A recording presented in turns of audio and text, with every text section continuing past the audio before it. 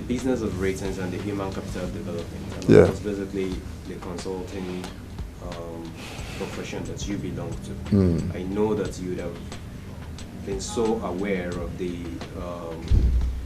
basic issues right now in the Nigerian economy. Talking about the monetary policy rates that has just been increased by 275 basis points to 12%. We also have the looming issue of subsidy removal from petroleum. We have the interventions through the bad bank buyouts, that is the merger and acquisitions that just took place right now. Looking at all of this, what should be a recommended approach to mobilizing the resources available to governments to set the country on a sustainable path? You asked a lot of questions in one sentence. And, I'll have to break it down to be able to answer your question accurately. You've mentioned the issue of the new monetary policy rates of the central bank. You've mentioned the issue of like you called it, the looming removal of fuel subsidy. You've also mentioned the issue of the failed bank resolution. Economical problems. Yes, and exactly. So let me start with the issue of the MPRO. The monetary policy framework in any economy is very critical. Very, very critical, because in monetary policy, there are three legs that monetary policy stands upon. The issue of interest rate, which is the cost of money, the issue of the supply of money, the supply of money, liquidity of the system, and of course, exchange rates, those three things. Now, the central bank is responsible for monetary policy, like in any other free market economy. Now, what is worrisome about what has happened is really the fact that we are seeing an unprecedented increase in the MPRO, like you mentioned, by 275 basis points, from 9.25% to 12% overnight. Now, the central bank has tried to justify and explain why it had to do that. But, I would have preferred that if the fundamentals require such an intervention, there's a surfeit of liquidity in the system, and there's concern about the value of the exchange rate and all that. I believe that the central bank, in fact, part of that challenge, let me even start this way, part of the challenge of the exchange rate, the fact that, the Naira has been on almost like a free fall in recent times.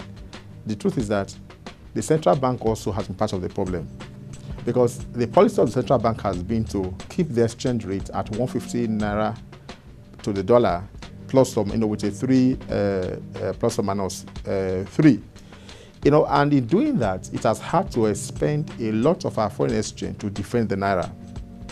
You recall some, I think it was about a year ago when the IMF said Nigeria needed to devalue our Naira. The central bank came out in defense to say no, there was no need, and that they were in a position to support that. Now, has the IMF not been proved right?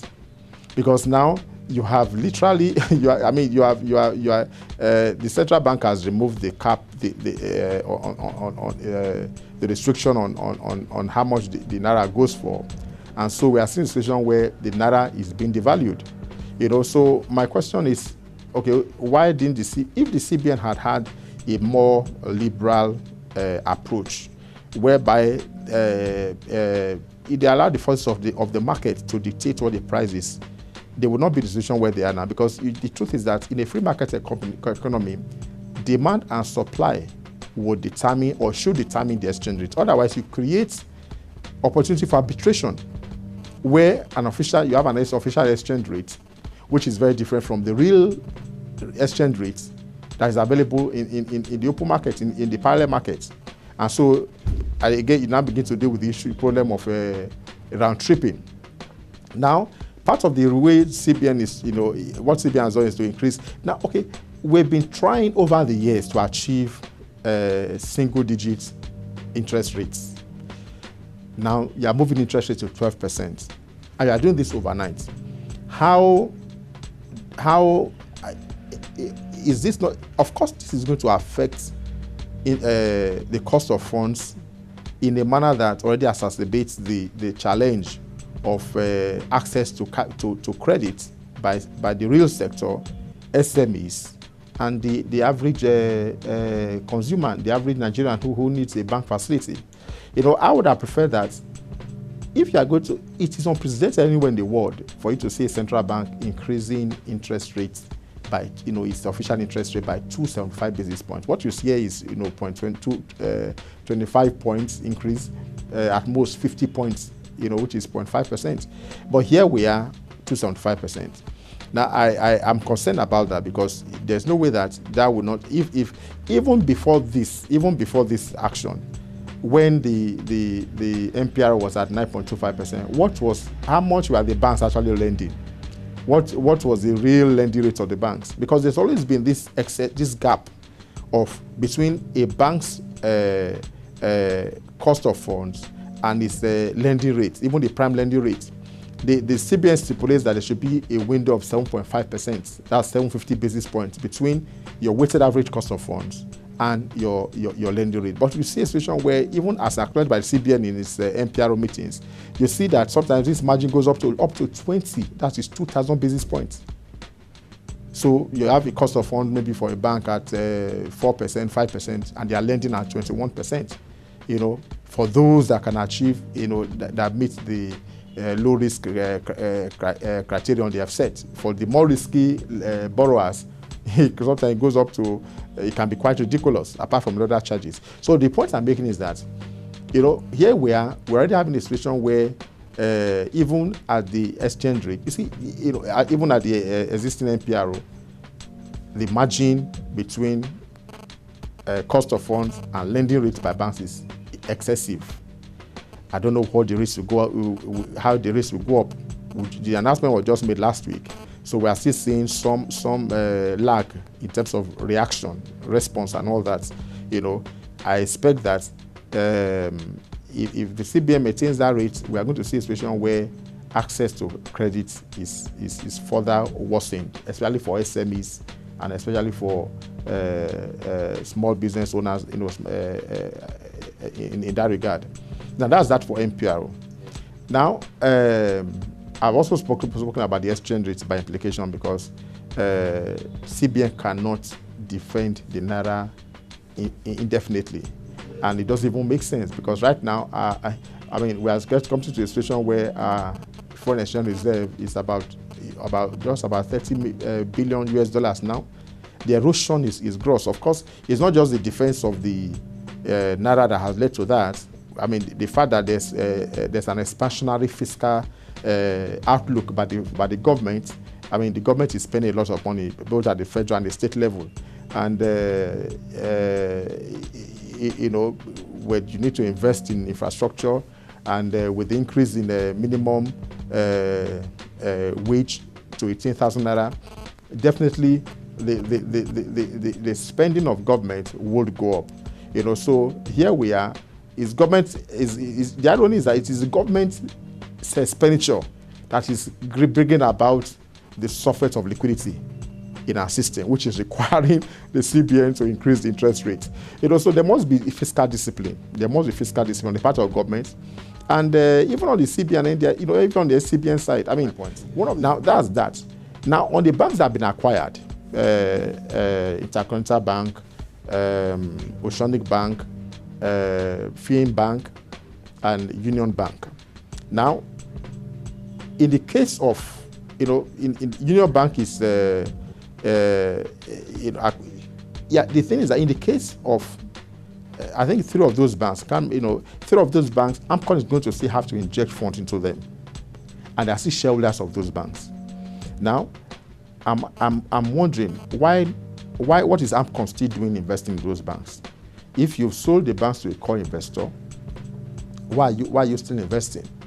Because your work is to manage the failed assets and recover them and all that. That arrangement does not need not compel any equity investment anymore, if indeed the core investor have brought in the funds like you are telling us. So if a core investor is taking over a failed bank, why is AMCON still a shareholder? That's the point. Why is AMCON still a shareholder? Now, if there are other factors, well, maybe they need to disclose for us to understand why they are still a shareholder. So I think that, I'm concerned that the process has been such that AMCON is biting too much that they can chew. The work of AMCON basically is essentially to resolve the failed assets of these banks and buy them over, provide liquidity, which they've done and which they've done creditably well. But this aspect of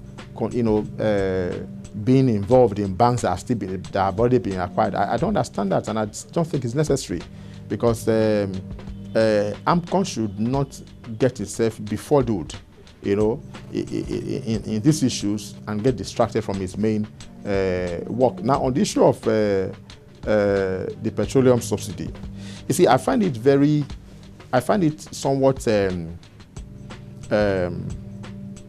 ironic, I should say, that the federal government is saying it's going to remove subsidy from petroleum products. Number one, apart from the fact that it's not sustainable, which I agree with on the economy, purely from the economic point of view.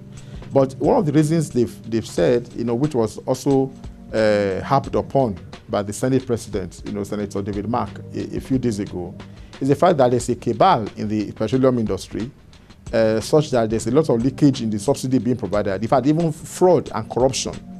And I'm like, okay, if there's fraud and corruption, whose responsibility is it to check that? Whose responsibility is it to ensure that there are no loopholes, there are no leakages, and that the subsidy actually goes to the people to whom the subsidy is meant?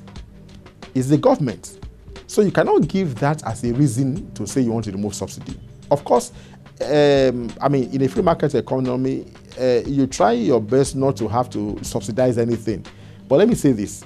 There's no capitalist country in this world today where there is any form of subsidy. In America, for instance, the agricultural sector is highly subsidized. The farmers are highly subsidized. In France, France is one economy where a lot of things are, I don't know, tell me one country where nothing is subsidized. In Nigeria today, the only aspect of our economy where we are enjoying, where the citizens enjoy some kind of subsidy, is in the area of petroleum. Education is not subsidized. Food is not subsidized. Healthcare is not subsidized. Power is not subsidized. If anything, they've recently increased the tariff.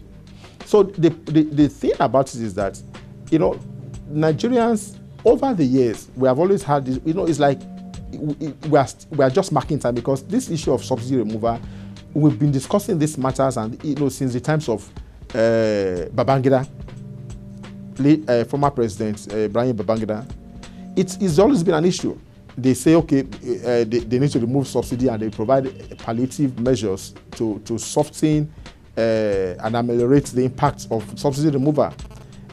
We've removed subsidy so many times, and we are not better off. Now, a situation where our own refineries are prostrate, they are not contributing. They are not. We are essentially relying on imported petroleum products.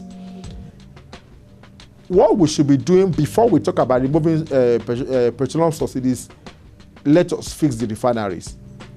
If today Nigeria is producing petrol, Nigeria is producing kerosene, we will not have to, the issue of subsidy, in fact, the money that is being used for subsidy, why hasn't that money been put into resuscitating our refineries? All the monies, all the billions that we have spent even in 1 year, if it was used to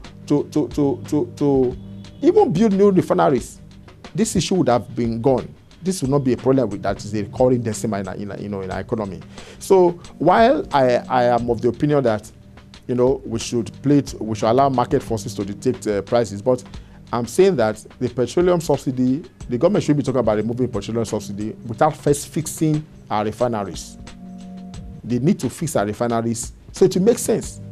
Because as long as we keep importing fuel, okay, remove subsidy.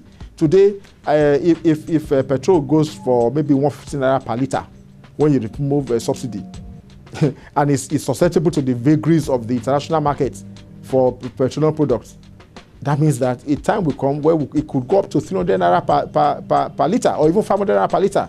Of course, it could still come down because prices go up and down. Although in our own situation, when you deregulate, it looks as if it's only the upward end that is deregulated. The consumers never enjoy the benefit of reduction in price. So this is my position on the issue of subsidy.